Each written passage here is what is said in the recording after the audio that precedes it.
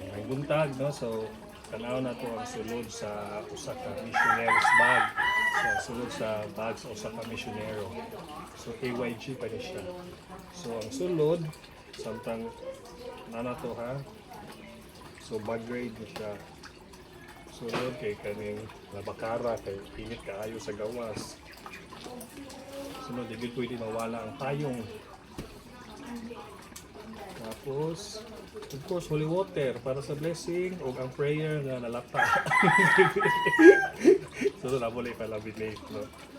And of course, ang prayer ni St. Teres, no? Kaya naman niya ang patron sa among mission karon, no?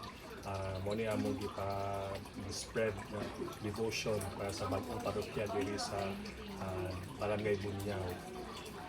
And of course, tubig, no? Kay init kayo, maglakaw pila ka oras. And then, alcohol usab kay bisag ko ano, masig ibukaon na yung mga invitation nga mag-snacks. So, kailangan mag-ready to ta. Unya, na ay pay-pay usahay kung maglakaw init kayo. So, nga nang tikot nga pay-pay.